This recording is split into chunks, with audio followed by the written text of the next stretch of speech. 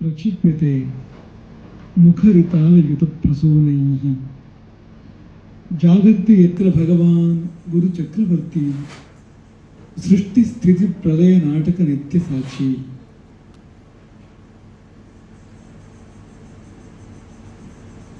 मेघश्यामं पीतकौचेयवासं श्रीवत्साङ्कं कौस्तुभोद्भासिताङ्गं पुण्योपेतं पुण्डरीकायताक्षं विष्णुं वन्दे सर्वलोकैकनाथम्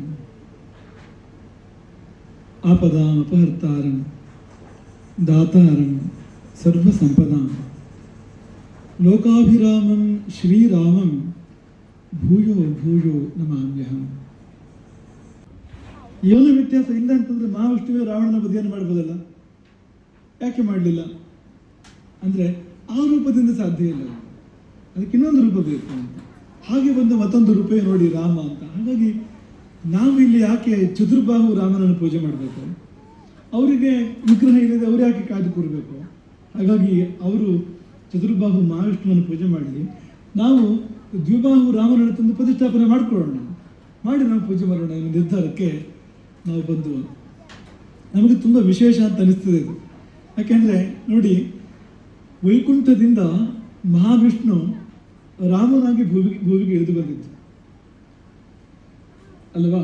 ಅದು ರಾಮಾಯಣದ ಕಥೆ. ಅದು ಆದರೆ ಕಲಿಯುಗದ ಕಥೆ ಹೇಗಿದೆ ಅಂದರೆ, ಅಲ್ಲಿ ವೈಕುಂಠದಿಂದ ವಿಷ್ಣು ಇಳಿದು ಬಂದಿದ್ದು ರಾಮನಾಗಿ, ಇಲ್ಲಿ ಬಾವಿಯಿಂದ ಎದ್ದು ಬಂದಿದ್ದು ವಿಷ್ಣು ರಾಮನಾಗಿ ಪೂಜೆಗೊಳ್ಳಲಿಕ್ಕೆ. ಬಾವಿಯಿಂದ ಎದ್ದು ಬಂದಿದ್ದು ಅದು ಯಾವುದೇ ಸಂದರ್ಭಗಳಿರಲಿ, ಏನೇ ಮಾತುಕತೆಗಳಾಗಿರಲಿ, ದೈವ ಪ್ರೇರಣೆಯಿಂದಲೇ ಆಗಿರ್ತದೆ ಅಂತ.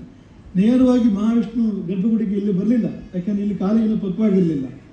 ಆದರೆ ಬಾವಿಯಲ್ಲಿ ಇರಲಿಕ್ಕೆ ಮಹಾವಿಷ್ಣುವಿಗೆ ಇಷ್ಟ ಇಲ್ಲ. ಹಾಗಾಗಿ ಮಹಾವಿಷ್ಣುವಿಗೆ ಒಂದು ಸಂಕಲ್ಪ ಮಾಡಿ ಬಾವಿಯಿಂದ ಎದ್ದು ಬಂದು ಚೊಕ್ಕಾಡಿಯಲ್ಲಿ ರಾಮನಾಗಿ ನಿಂತ.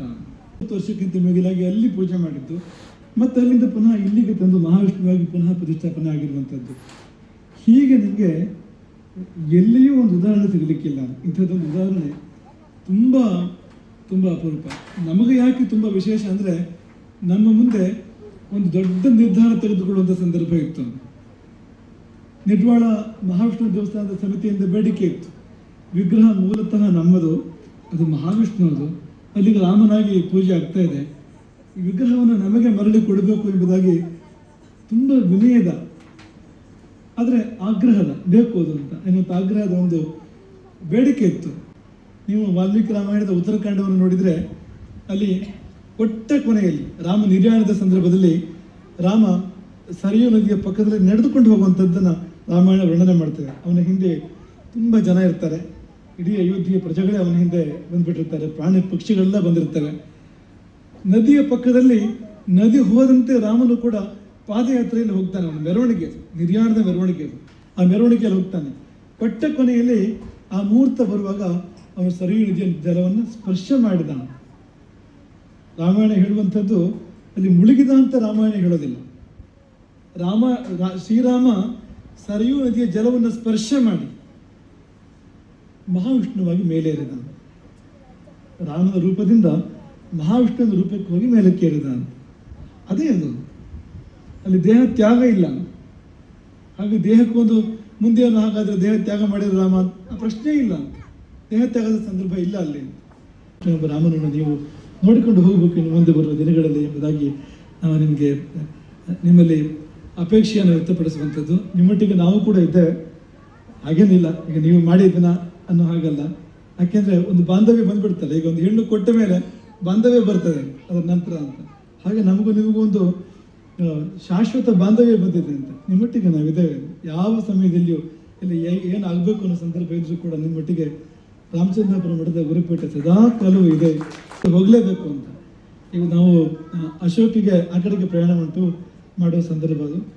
ಹಾಗಾಗಿ ನಾವು ಅಲ್ಲಿಂದ ಹೋಗಬೇಕಾಗಿತ್ತು, ಆದರೆ ಇಲ್ಲಿಗೆ ಬರಲೇಬೇಕು ಅಂತ ಅನ್ನುವ ಆಗ್ರಹದಿಂದ ನಾವು ಇಲ್ಲಿಗೆ ಇವತ್ತು ಬಂದಿರುವಂಥದ್ದು ತುಂಬ ಸಂತೋಷ ಆಗಿದೆ.